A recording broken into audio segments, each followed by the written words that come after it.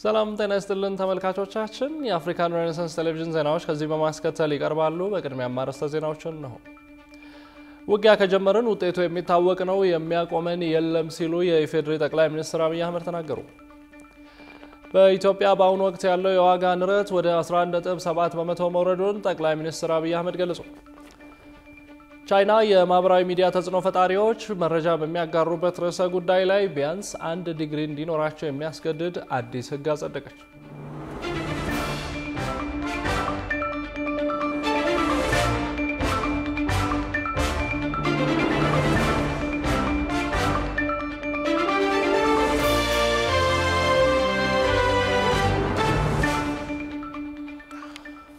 የተወደዳችሁ ተመልካቾቻችን በያላችሁበት የዓለም ጥግ ሰላምታችን ይድረስ ይህ የአፍሪካን ሬኔሳንስ ቴሌቪዥን የዜና ሰዓት ነው የተመራረጡ ዜናዎቻችንን ወደ እናንተ እናደርሳለን አብራችሁ እንድትሆኑ የምጋብዛችሁ ያብስራ ገዛይ ነኝ ወደ ቀዳሚ ጉዳያችን ስናልፍ ውጊያ ከጀመረን ውጤቱ የሚታወቅ ነው የሚያስቆመን የለም ሲሉ የኢፌዴሪ ጠቅላይ ሚኒስትር አብይ አህመድ ተናገሩ የቀይ ባህርና ቀጠናዊ ጉዳዮችን በተለይም ከኤርትራ ጋር ያለውን ወቅታዊ ሁኔታ በተመለከተ በተነሱ ጥያቄዎች ላይ ጠቅላይ ሚኒስትሩ በሰጡት ምላሽ ወደ ውጊያ ባንገባ እንመርጣለን ከገባን ግን ኢትዮጵያውያን የሚያስቆማት የለም ሲሉ ተናግረዋል ጽዮን ላይኩን ዝርዝር ዘገባ አዘጋጅታለች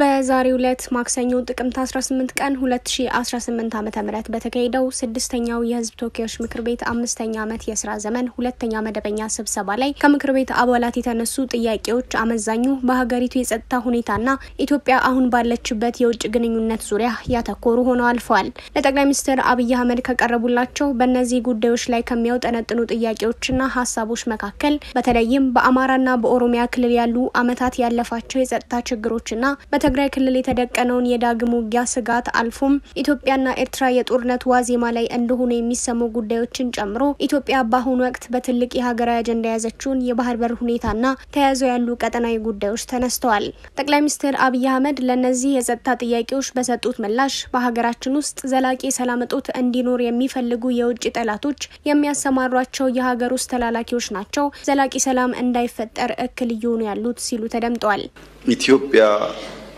ደካማ ሆና እንድትኖር ኢትዮጵያ በሁለት እግሯ መቆም እንዳትችል የሚሹ የሚሰሩ ሀገራት ባሉበት ሁኔታ ኢትዮጵያውያን የናሽናል ኢንትረስትን ለይተው ማወቅ ካልቻሉ ለፖለቲካ ፍጆታ ብቻ ለጥላት ፍላጎትና ጥያቄዎች ተላልፈው ከተሰጡ የተሟላ ሰላም ማምጣት ያስቸግራል የኢትዮጵያን እድገት እና በሁለት እግር መቆም የማይፈልጉ ሀገራት በጦርነት ሊያሸንፉን እንደማይችሉ ያቁታል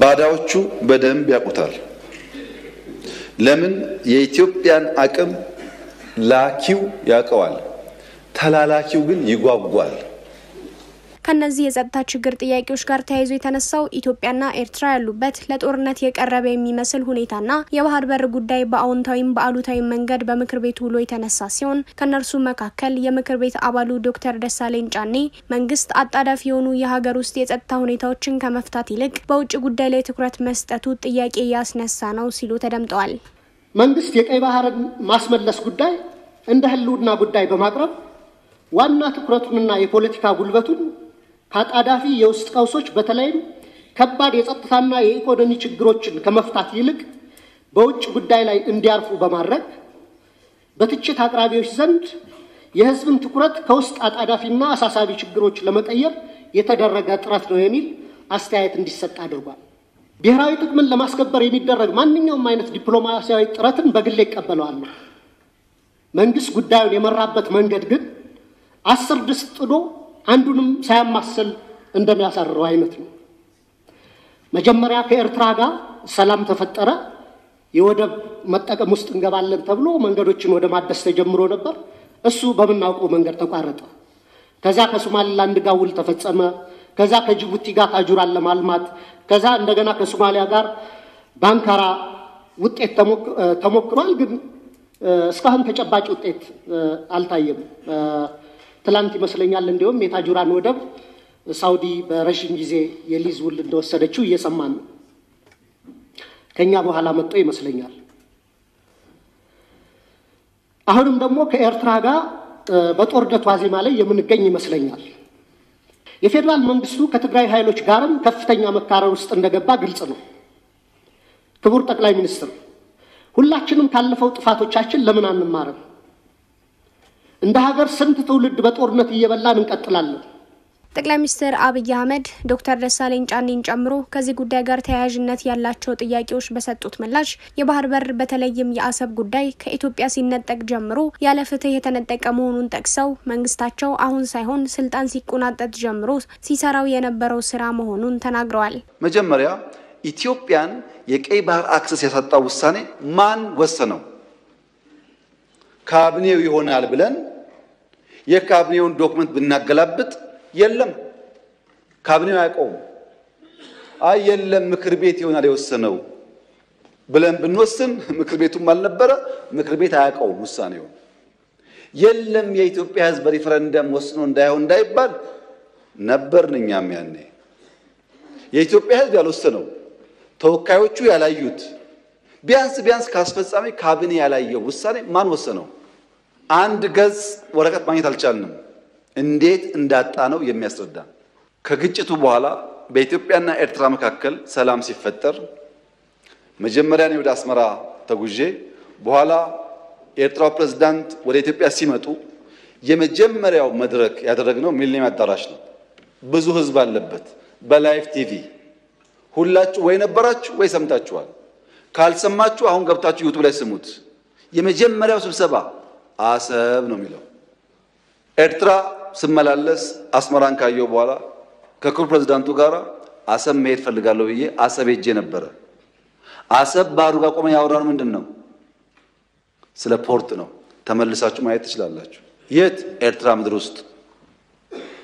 ሶስተኛ የመደመር ትውልድ መጽሐፍ ላይ በግልጽ ጂኦፖለቲክስን አስፍሬ የአሰብ ጉዳይ አስቀምጬ ለኤርትራ ባለስልጣናት በስጦታ ልኬላቸዋለሁ። ሚስጥር እኮ አይደለም፣ ያቁታል።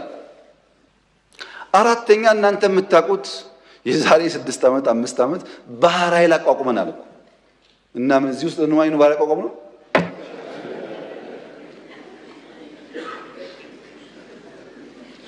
ለምን ሰዎች ይሄን ደምሮ ማየት እንደሚቸገሩ አይገባኝም። ኢትዮጵያ ቀይ ባህር እንደሚያስፈልጋት ከለውጡ በፊትም እናምን ነበር፣ እንናገር ነበር። ያኔ መደመጥ አንችልም። ከጀመርንበት ቀን አንስቶ ግን ንግግሩ አለ። ጠቅላይ ሚኒስትር አብይ አህመድ ከፕሪቶሪያ የሰላም ስምምነትና ከትግራይ አሁናዊ ሁኔታ ጋር ተያይዞ ለቀረበላቸው ጥያቄም በሰጡት ምላሽ በእኛ በኩል ሰላም እንዲፈጠር ብዙ ሄደናል። መንግስት በክልሉ ውጊያ የመጀመር አጀንዳ የለውም። ብትዋጉም አታሸንፉንም። ነገር ግን በትግራይ ምድር ውጊያ አያስፈልግም። በጉልበት ዘመን ያልሆነውም በከዘራ ዘመን አይሆንም። የኢትዮጵያ መንግስት በኃይል ለማሸነፍ አይቻልም፣ ረፍዷል ሲሉም ነው የተደመጡት። በኢትዮጵያ በአሁኑ ወቅት ያለው የዋጋ ንረት ወደ 11.7% መውረዱን ጠቅላይ ሚኒስትር አብይ አህመድ ገለጹ። ከዚህ ባለፈ መንግስት $1 ለንግድ ብድር አልወሰደም ብለዋል። ብዙነህ እንዳለ በምክር ቤቱ የተነሱ ኢኮኖሚያዊ ጉዳዮችን በዝርዝር ተመልክቷቸዋል።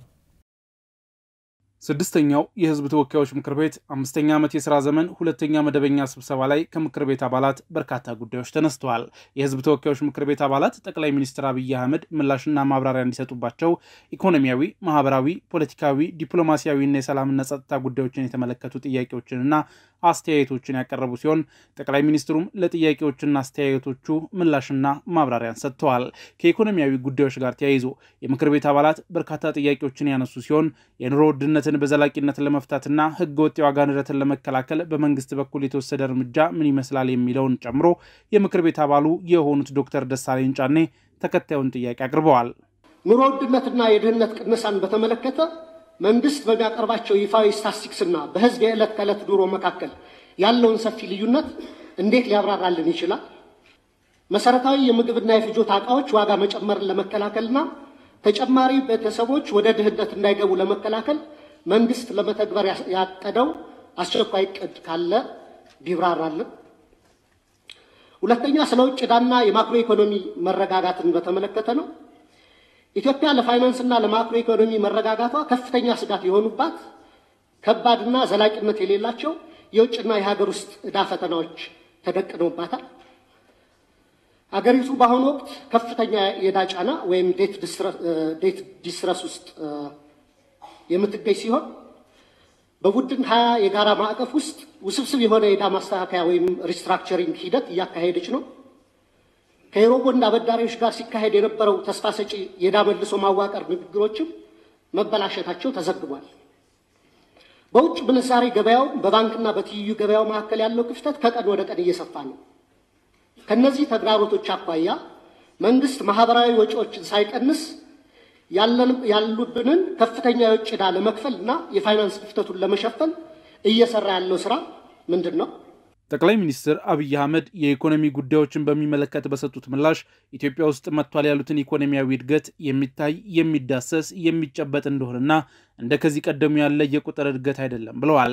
የኢትዮጵያ ያሁኑ እድገት ጥሩ አፍንጫ ያለው ሰው በሽታ ያውቀዋል፣ ከተማ ውስጥ ሲንቀሳቀስ በሽታም ያውቀዋል ሲሉ አስረድተዋል። መንግስት የዋጋ ንረቱን ለማረጋጋት 440 ቢሊዮን ብር ድጎማ እንዳደረገ ከዚህ ውስጥም 160 ቢሊዮን ብር የሚሆነው ለደሞዝ ጭማሪ ድጎማ የተደረገ መሆኑንም ተናግረዋል። ለነዳጅ 140 ቢሊዮን ብር ድጎማ መደረጉንም ገልጸው በዚህም የጥቅምት ወር የዋጋ ንረት ወደ 11.7 እንደወረደና ይህም ከሪፎርሙ ዘመን ጀምሮ ትንሹ የዋጋ ንረት መሆኑን መመዝገቡንም ተናግረዋል። የዚህ ወር የኦክቶበር አሁን የዚህ ኦክቶበር የሚባለው ወር ኢንፍሌሽን 11.7% ወርዷል። የምግብ ኢንፍሌሽን 10.2 ነንፉድ የሚባለው 14.2% ነው። በድምሩ 11.7% ከሪፎርሙ ዘመን ጀምሮ the lowest የሚባለው ኢንፍሌሽን ሬት ይሄኛው ነው። ይሄ ትልቅ አቺቭመንት ስለሆነ እነዚህን የማክሮ ውጤቱን አቅበን ድሉን አቅበን የሚቀረውን ነገር ደግሞ እየሞላን ብንሄድ የኢትዮጵያን ብልጽግና ለማረጋገጥ የሚያግዝ ይመስለኛል። ከዚህ ባለፈም በተደጋጋሚ ስለሚነሳው ኢትዮጵያ ያለባትን ዕዳ መክፈል አለመቻሏንና ያለባትንም ብድር በሚመለከት ሀገራዊ ለውጡን ተከትሎ መንግስት $1 የንግድ ብድር አልወሰደም ብለዋል። ይህንንም ዕዳዋንም ለመቆጣጠር ያለንን ጽኑ አቋም ያሳያል ያሉት ጠቅላይ ሚኒስትር ዶክተር አብይ አህመድ አፍሪካ ውስጥ ከ1 እስከ 3ኛ ደረጃ ኢኮኖሚ ያላቸው ሀገራት ከኢትዮጵያ በብዙ እጥፍ የሚበልጥ ዕዳ እንዳለባቸው ገልጸው ኢትዮጵያ ያለባት የሚባለው ዕዳ ከነሱ አንጻር አሳሳቢ አይደለም ብለዋል። አንዱ ሀገር 300 ቢሊዮን ብር ዕዳ አለበት። ሁለተኛው ሀገር 177 ቢሊዮን ብር ዕዳ አለበት። እዚሁ እኛ አካባቢ እንኳን ያሉ ሀገራት ከ78 ቢሊዮን ዶላር በላይ ዕዳ አለባቸው። የኛ ዕዳ ከ23 ቢሊዮን ዶላር አይበልጥም። በንጽጽር ሲታይ ያን ያክል አስደንጋጭ ባይሆንም የኛ መጥፎ የሆነው የብድር የወሰንበት መንገድ ነው። አብዛኛው ብድር ኮመርሻል ሎን ነው። ኮመርሻል ሎን ማለት በአጭር ጊዜ ብዙ መክፈል የሚጠይቅ የብድር ስርዓት ስለሆነ የኛ ጥያቄ የነበረው ያ የብድር ሁኔታ መሸጋሸግ አለበት ነው። የኢትዮጵያ የኢኮኖሚ ሪፎርም ስብራቶች የጠገነበት ፍጥነትና ያስገኘው ውጤት አስደማሚ ተብሎ ሊወሰድ ይችላል በማንም አይን መመዘኛ ቢሆን። ጠቅላይ ሚኒስትሩ 2017 ዓ.ም በኢትዮጵያ ታሪክ ታላላቅና የቻሉም የተባሉ ጉዳዮችን እውን ያደረግንበት የስኬት ዓመት ነበር ብለዋል። ያለፈው በጀት ዓመት ኢትዮጵያ በታሪኳ ከፍተኛ ገቢ ያገኘችበት ነው ያሉም ሲሆን ለአብነትም ከሸቀጦች ወጪ ንግድ $8.3 ቢሊዮን ተገኝቷል። ከሬሚታንስ 7.4 ቢሊዮን ብር ገቢ የተገኘ ሲሆን ገቢ ምርቶችም በሀገር ውስጥ በመተካት በቢሊዮን ዶላር ማዳን ተችሏል ብለዋል። በዚህም የኢትዮጵያ ሪዘርቭ በ10 እጥፍ ስለማደጉም ገልጸዋል። ከምክር ቤት ዜናዎቻችን ስንወጣ ቻይና የማህበራዊ ሚዲያ ተጽዕኖ ፈጣሪዎችን መረጃ በሚያጋሩበት ርዕሰ ጉዳይ ላይ ቢያንስ 1 ዲግሪ እንዲኖራቸው የሚያስገድድ አዲስ ሕግ አጸደቀች። አዲሱ የቻይና ሕግ የተቸረውን አድናቆትና ያገኘውን ተቀባይነት ያህል የዜጎች ድምጽ በሕግ አመካኝቶ ለማፈን የተዘረጋ ወጥመድ ነው የሚል ስጋት አድሮባቸው የሚተቹትም አልጠፉም። የውጭ ትንታኔና ዓለም አቀፍ ጉዳዮች ዘጋቢያችን ቃል ኪዳን ይጥና ጉዳዩን በዝርዝር ተመልክቶታል። There is no debate. The government maintains tight control on what people inside the country can and can't see, making the World Wide Web not so wide. መረጃ የታሪክ የጀርባ አጥንት የሚባለው ያለ ምክንያት ሳይሆን ታሪክን በመረጃ ቋት ውስጥ በየዘመንና ጊዜው እየከፋፈለ ሰድሮ የትናንቱን እውነት ከዛሬው ኩነት ጋር በማጋመድ ለቀጣዩ ትውልድ የማቆየት ልዩ አቅም ስላለው ነው። የሰው ልጅ ህይወቱን በተቃናና በቀለለ መንገድ ይመራ ዘንድ በሚያደርገው የዕለት ከዕለት ሩጫ ውስጥ ከእርሱ ዘመን በፊት ስለነበሩ በእርሱም ዘመን ላይ በዙሪያው እየተከናወኑ ስላሉ እንዲሁም ወደፊት ሊከናወኑ ስለሚችሉ ሁነቶች በቂ የሆነ እውቀትና ግንዛቤ ይኖረው ዘንድ አጥብቆ ይሻል። ታዲያ እነዚህ በየዘመናቱ የተከናወኑ ታሪካዊ ክስተቶችና ሁነቶች በዘመኑ በነበሩ የመረጃ መለዋወጫ ቋቶች ውስጥ በእልፍ ተሰድረው ከትውልድ ትውልድ በመተላለፋቸው ትውልድ እነዚህን የመረጃ መዛግብት በማገላበጥና በመፈተሽ የሚፈልገውን መረጃ በአይነትና በብዛት ለማግኘትም እለት ከእለት ይታትራል። አሁን ባለንበት ዘመንና ጊዜ ታዲያ ከትውልዱ የስልጣኔ እድገት ጋር ተያይዘው የሚመጡ የተለያዩ የቴክኖሎጂ ውጤቶች የሰው ልጅ መረጃን ለማግኘት ሆነ በዓለም ዙሪያ ግንኙነትን ለመፍጠር የሚያደርገውን ሩጫ ቀላልና ቀልጣፋ አድርገውለታል። በተጨማሪም ጊዜ ገንዘብና ጉልበቱንም በአግባቡ እንዲጠቀም በመርዳት የሚጫወተው ሚና ከፍተኛ ነው። በዚህም ምክንያት ትውልድ ከመቼውም ጊዜ የበለጠ ከማህበራዊ ሚዲያዎች ጋር ያለው ትስስርና ቁርኝት እጅግ እየጨመረ መምጣቱን በብዙዎች ዘንድ የሚታመንበት ጉዳይ ሆኗል። አሁን ዘመኑ የደረሰበት የኢንተርኔት አገልግሎትን በመጠቀም ማንኛውም ሰው የፈለገውን መረጃ በፈለገው ሰዓት ከቤቱ ሆኖ ያገኛል። ከመደበኛ መገናኛ ብዙሃን ይልቅም የማህበራዊ ሚዲያ በብዙዎች ዘንድ ተመራጭ ሆኗል። በተለይም ስማርት ስልኮች ከተፈጠሩ ወዲህ የማህበራዊ ሚዲያዎች አጠቃቀም በእጅጉ መጨመሩ የሚታይ ነው። በየጊዜው እየጨመረና እየዘመነ የመጣውን የቴክኖሎጂ ውጤት ጥንቃቄ ከተሞላበት አካሄድ በተቃራኒ ለበጎ ዓላማ ካለመጠቀም የሚመጡ መዘዞችን በብዛት የሚስተዋሉበት ሲሆን ይህንን ግምት ውስጥ በማስገባትም ሀገራት እንደየእድገታቸውና እንደየሚፈልጉበት መንገድ ለማህበራዊ ሚዲያ አጠቃቀም ህግ የሚደነግጉለት። እንደ ዴሊ ሜል ዘገባ ቻይና የማህበራዊ ሚዲያ ተጽዕኖ ፈጣሪዎች መረጃ በሚያጋሩበት ርዕሰ ጉዳይ ላይ ቢያንስ ዲግሪ እንዲኖራቸው የሚያስገድድ አዲስ ህግ አጽድቃለች። አዲሱ ህግ የተቸረውን አድናቆትና ያገኘውን ተቀባይነት ያህል የዜጎችን ድምጽ በህግ አመካኝቶ ለማፈን የተዘረጋ ወጥመድ ነው የሚል ስጋት አድሮባቸው የሚተቹትም አልጠፉም። China is cracking down, recently threatening to stop illegal internet activity, and some local governments warn they'll impose heavy fines. ቻይና አዲሱን ህግ ከግሪጎሪያኑ ኦክቶበር 2025 ጀምሮ ተግባራዊ ማድረግ የጀመረች ሲሆን አፈጻጸሙን በበላይነት የሚቆጣጠረው የቻይና ሳይበር ስፔስ አስተዳደር ህጉ ያስፈለገው የሐሰተኛ መረጃ ስርጭትን ለመቆጣጠር ነው ሲል አስታውቋል። አብዛኛውን ጊዜ ስውር በሆነ ቴክኒክ መልእክት ለማስተላለፍ የሚሰሩ ማስታወቂያዎች ላይ ያተኮረ ነው የተባለው አዲሱ የቻይና የማህበራዊ ሚዲያ አጠቃቀም ህግ በተለይም የመድኃኒትና የህክምና ነክ ማስታወቂያዎችን በጥብቅ ይከለክላል ብሏል። እንደ ዴሊ ሜል ዘገባ የአዲሱ ህግ ትግበራ ሐሰተኛ መረጃዎችንና ኦንላይን ላይ የሚፈጸሙ የማጭበርበር ተግባራትን ለመቆጣጠር ቻይና እያካሄደች ያለቻቸው ተከታታይ ሀገራዊ ዘመቻዎች አንድ አካል ሲሆን የቻይና ባለስልጣናት እንደተናገሩትም ህገ ደንቡ ሰፊውን ህዝብ በየደቂቃው በቀጥታ ሊነኩ የሚችሉ መረጃዎች በትክክልና በኃላፊነት የሚጋሩበት አስተማማኝና ስርዓት ያለው ምህዳር ለመገንባት ያለመ ነው። በኢትዮጵያ እየታየ ከሚገኘው ነባራዊ ሁኔታ አንጻር በማህበራዊ ሚዲያዎች ላይ የሚለጠፉ ሐሳቦች ጥላቻ ዘል ግለሰብን ወይንም ቡድንን በብሔርና በሃይማኖት የሚፈርጁና ጥብጥና ሁከትን የሚሰብኩት በርካቶች ከመሆናቸውም በላይ በማያውቁት ርዕሰ ጉዳይ የሚዘባርቁትም እልፍ አላፋት ናቸው። በተለይም በኢትዮጵያ የማህበራዊ ሚዲያ ይዘት ፈጣሪዎች በፍጥነት ገንዘብ ለማግኘት ሲሉ ከመሬት ተነሱ ተንታኝና አዋቂ በመምሰል ታሪክ እያዛቡና እያጣመሙ መረጃ ጭምር እያፋለሱ የሚያጋሯቸው መረጃዎችና ከህብረተሰብ አኗኗርና ልማድ የወጡ ይዘቶች በማህበረሰቡ ላይ የሚያደርሱትን ተጽዕኖ ከግምት በማስገባት ጥቂት የማይባሉ ኢትዮጵያውያን በሚያጋሩበት ርዕሰ ጉዳይ ላይ ቢያንስ ዲግሪ እንዲኖራቸው የሚያስገድድ አዲስ ህግ ያጸደቀችው ቻይናን ማድነቅ ብቻ ሳይሆን ከቻይና ምን እንማር የሚለው ላይ ብናተኩር ጊዜያዊ ፍላጎታችንን መግታት ግድ ቢለንም ዘለቄታዊ ተጠቃሚና አትራፊዎቹ ግን እኛ ዜጎቿና ሀገር ናት እያሉ ነው። China also requires internet companies to store user data on local servers. ክቡራትና ክቡራን ተመልካቾቻችን አሁንም የአፍሪካን ሬኔሳንስ ቴሌቪዥን ዜናዎች እንደቀጠሉ ናቸው። ወደ ቀጣዮቹ ጉዳዮቻችን ከመሻገራችን በፊት ይፋዊ የማህበራዊ ገጾቻችንን ልናስታውሳችሁ ወደድን። በቴሌቪዥን ስርጭት ያለፏቸውን ፕሮግራሞቻችንን ከ1.7 ሚሊዮን በላይ ሰብስክራይበሮች ባሉት አርትስ ቲቪ ወርልድ ዩቲዩብ ገጻችን በኩል ልትከታተሉ ትችላላችሁ። በተጨማሪም በርካታ ተከታዮቻችንን ባፈራንባቸው በፌስቡክ፣ በቀድሞ ትዊተር እና በአሁኑ ኤክስ እንዲሁም በቲክቶክ እና ኢንስታግራም ገጾቻችን በኩል ቤተሰብ መሆን ትችላላችሁ።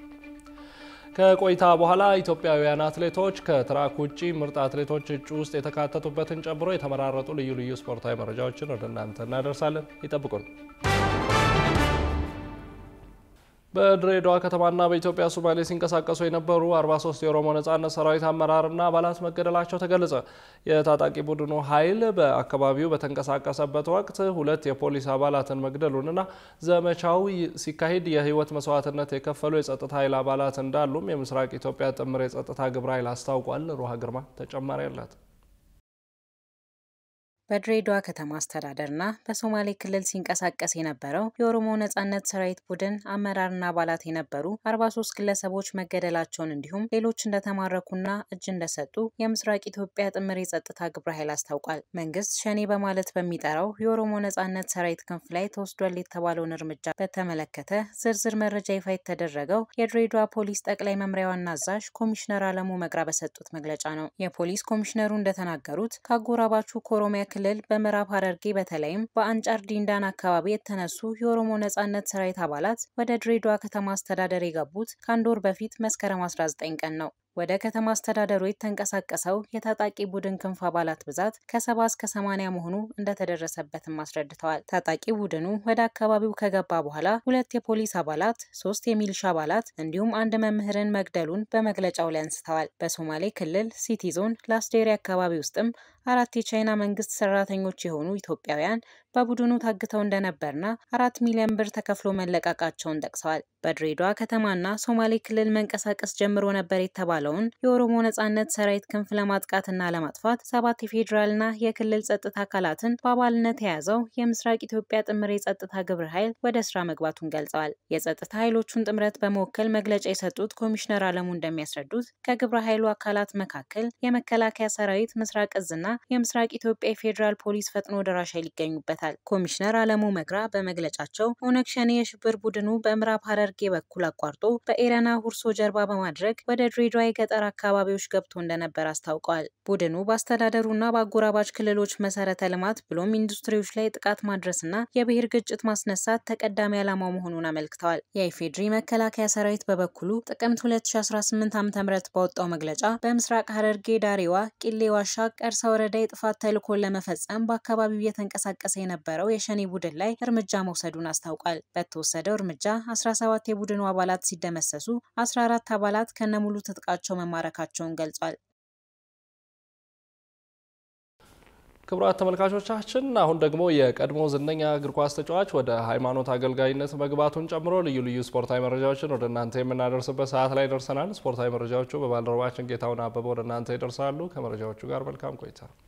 የአክብሮት ሰላምታችን በያላችሁበት ይድረሳችሁ። ከአፍሪካ ሬኔሳንስ ቴሌቪዥን የሰዓቱን ስፖርታዊ መረጃዎች ይዘን መጥተናል። መረጃዎቻችንን ከሀገር ውስጥ እንጀምራለን። የሶስተኛ ሳምንት ሲቢኢ የኢትዮጵያ ፕሪሚየር ሊግ ዛሬ በተደረጉ መርሃ ግብሮች የተጀመረ ሲሆን በነገው ዕለት በሁለቱም ከተሞች ወሳኝ ጨዋታዎች የሚደረጉ ይሆናል። በሐዋሳ ዩኒቨርሲቲ ስታዲየም 2 ጨዋታዎች የሚካሄዱ ሲሆን በሲዳማ ቡና በጠባብ የግብ ልዩነት ተሸንፎ የመጣው ሐዋሳ ከተማ በተመሳሳይ በድሬዳዋ ከተማ ተሸንፎ የመጣውን ወላይታ ዲቻን ቀን 9 ሰዓት ሲያስተናግድ የሁለተኛ ሳምንት ጨዋታቸውን አሸንፈው የመጡት ሲዳማ ቡናና ፋሲል ከነማ የሚገናኙበት ጨዋታ ተጠባቂ ሆኗል። ያለፉትን 2 ጨዋታዎች በማሸነፍ ሊጉን እየመሩ የሚገኙት ሲዳማ ቡናዎች አሸናፊነታቸውን ለማስቀጠል ብርቱ ፍክክር ያደርጋሉ ተብሎ ሲጠበቅ፣ አጼዎቹ በበኩላቸው በሊጉ ከመሪዎቹ ተርታ ላለመራቅ የሚያደርጉት ወሳኝ ጨዋታ ሲሆን ምሽት 12 ሰዓት ላይ ጨዋታቸውን በሐዋሳ ዩኒቨርሲቲ ስታዲየም ያከናውናሉ። በአዲስ አበባም ውድድሩ ሲቀጥል አዲስ አዳጊው ነገሌ አርሲ በሊጉ አንጋፋ ከሚባሉ ክለቦች መካከል በመጀመሪያ ሳምንት በሸገር ደርቢ ኢትዮጵያ ቡናን አሸንፎ የመጣውን ቅዱስ ጊዮርጊስን ቀን 10 ሰዓት ላይ የሚገጥም ይሆናል። አትሌት ትዕግስት አሰፋና አትሌት ዮሚፍ ቀጀልቻ የዓመቱ ምርጥ አትሌቶች እጩዎች ዝርዝር ውስጥ ተካተቱ። የዓለም አትሌቲክስ አወዳዳሪው አካል ዓመታዊውን የዓመት ምርጥ አትሌት ሽልማት እጩዎችን ከሳምንት በፊት ይፋ ማድረጉ የሚታወስ ነው። አሁን ደግሞ ከስታዲየም ውጪ ምርጥ አትሌቶች በሚለው ዘርፍ በሁለቱም ጾታዎች 5 እጩዎች ይፋ ባደረጉበት ጊዜ በሁለቱም ጾታዎች ኢትዮጵያውያን አትሌቶች መካተት ችለዋል። ስማቸው የተካተተው አትሌቶቹ በውድድር ዘመኑ በዋናነት በማራቶን፣ በዓለም አትሌቲክስ ሻምፒዮና እንዲሁም በዓለም የሀገር አቋራጭ ውድድሮች ላይ ምርጥ እንቅስቃሴና ጥሩ ብቃት ያሳዩ ሲሆኑ በሴቶች ዘርፍ ኢትዮጵያዊት አትሌት ትዕግስት አሰፋ መካተት ትችላለች።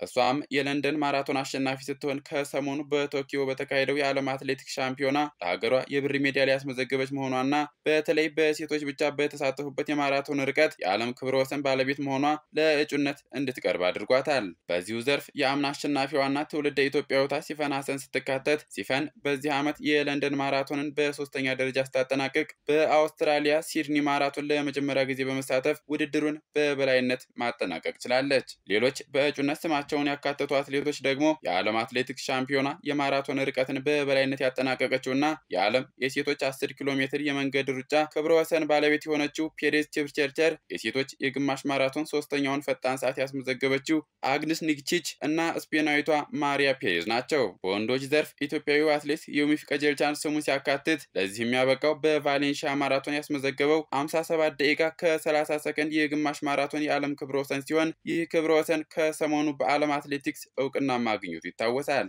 አትሌቱ ከቀናት በፊት በቫሌንሺያ የግማሽ ማራቶን ውድድር በበላይነት ማጠናቀቁ የሚታወስ ሲሆን ከዚህ ውጪ በዚህ ዓመት በ10 ኪሎ ሜትር የመንገድ ሩጫ ካሱ የተሻለ ሰዓት የገባ አትሌት የለም። ከዚህ አንጻር ስሙ በእጩነት እንዲካተት ምክንያት ስለመሆኑም ተነግሯል። በወንዶች ዘርፍ ከለንደንና በርሊን ማራቶን አሸናፊው ኬንያዊው አትሌት ሴባስቲያን ሳዌ፣ የቦስተን ማራቶን አሸናፊውና በቶኪዮ የዓለም አትሌቲክስ ሻምፒዮና ለሀገሩ የወርቅ ሜዳሊያ ማምጣት የቻለው የመጀመሪያው ታንዛኒያዊ አትሌት የሆነው አልፎንሶ ሲምቦ የ35 ኪሎ ሜትር የእርምጃ ውድድር የዓለም ሻምፒዮንና የ20 ኪሎ ሜትር የእርምጃ ውድድር ክብረ ወሰን ባለቤት ከሆነው ካናዳዊው ቫን ደንፊ እንዲሁም በቶኪዮ የዓለም አትሌቲክስ ሻምፒዮና የ20 ኪሎ ሜትር የወርቅ ሜዳሊያ ያስመዘግበውና በ35 ኪሎ ሜትር የዓለም የብር ሜዳሊያ ባለቤት ከሆነው ብራዚላዊው ካዮ ኮንፊም ከዮሚፍ ጋር ብርቱ ፍክክር እንደሚገጥመው ተገልጿል።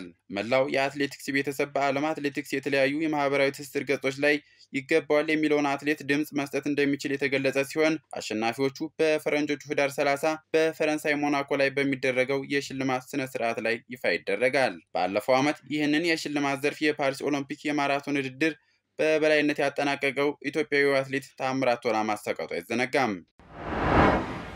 ዳኒ አልቬስ የሃይማኖት አገልጋይ መሆኑ ተዘገበ።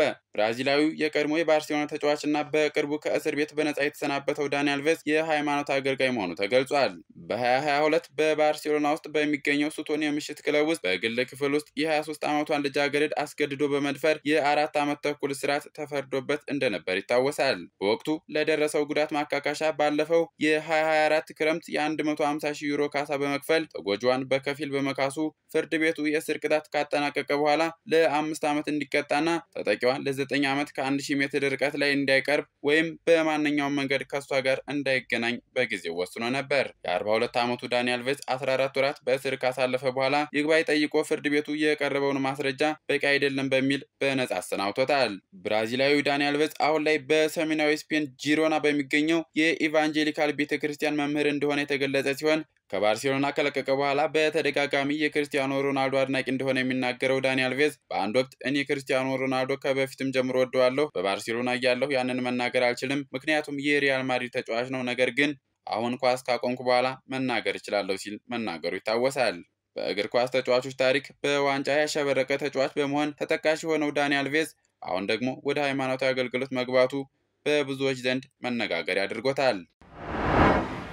ስፔናዊው የባርሴሎና የፊት መስመር ተጫዋች ላሚን ያማል ከፍተኛ ትችት እየደረሰበት ይገኛል። ለባርሴሎና ቅርብ የሆኑት ሙንዶ ዲፖርቲቮና ስፖርት ጋዜጣ በፊት ገጻቸው ስለ ላሚን ያማልና ስለ ካታላኑ ክለብ ባርሴሎና ሰፋ ያለ ዘገባ አውጥተዋል። የካታላኑ ክለብ የፊት መስመር ተጫዋች ላሚን ያማል ከኤል ክላሲኮ ጨዋታ በፊት ባቀረበው አወዛጋቢ አስተያየት ምክንያት እሁድ ዕለት በላሊጋው ባርሴሎና ከሜዳው ውጭ በሪያል ማድሪድ 2-1 በሆነ ውጤት መሸነፉን ተከትሎ ከፍተኛ ብስጭት አስከትሏል። የባርሴሎና አመራሮች እንዲሁም የክለቡ ቦርድ አባላት ላሚን ያማል በቅርቡ ስለ ሪያል ማድሪድ የተናገረው ነገርና ከሜዳ ውጭ እያሳየ ባለው ጸባይ እንዳበሳጫቸውና ምክንያቱ ደግሞ ለማድሪድ ተጫዋቾች በኤል ክላሲኮ ጨዋታ ላይ ተጫዋቹ መነሳሻ ሆኗቸዋል ብለው እንደሚያምኑም ተዘግቧል። በተጨማሪም ተጫዋቹ ሰሞኑን ያሳየው ድርጊት ተጫዋቹ እንዳልበሰለ ያሳያል። በዚህ ምክንያት የተጫዋቹ ወኪል ጆርጆ ሜንዴዝ የማህበራዊ ሚዲያ አጠቃቀሙንና በየጊዜው በማህበራዊ ድረገጽ የሚሰጣቸውን ቃለ ምልልሶች እንዲቆጣጠር ይፈልጋሉ ተብሏል። ላሚን ያማል በተለያዩ ባለሙያዎችና የእግር ኳስ ተጫዋቾች ለባርሳ ኮከብ ለመሆን ብቁ አይደለም። በተለይ ደግሞ አርጀንቲናዊ ኮከብ ሊዮኔል ሜሲን ጨምሮ ዣቪ ወይም ኢኔስታ እንዲህ አይነት ቁጣ አላስነሱም ሲል ማርካ አስነብቧል። ወጣቱ ተጫዋች በካታላኖ ቤት ተስፋ ተጥሎበት ሊዮኔል ሜሲ የሚለብሰውን 10 ቁጥር ማሊያ ቢረከብም ነገር ግን ከቅርብ ጊዜ ወዲህ የግል ህይወቱ በሚዲያዎች እየተጋለጠ ስለሆነ በእግር ኳስ ላይ ብቻ እንዲያተኩር ክለቡ እንደሚፈልግም ተዘግቧል። ውድ ተመልካቾቻችን የአፍሪካን ሬኔሳንስ ቴሌቪዥን የሰዓቱ ዜናዎች የተከታተላችሁትን ይመስሉ ነበር። ስለሰጣችሁን ጊዜ ከልብ እያመሰገንን ከዜናዎቹ ጋር ያምስራ ገዛኸኝ ቆይታ አድርጌያለሁ። ከቀሪ ጣቢያችን ዝግጅቶች ጋር መልካም ጊዜ ተመኘሁ።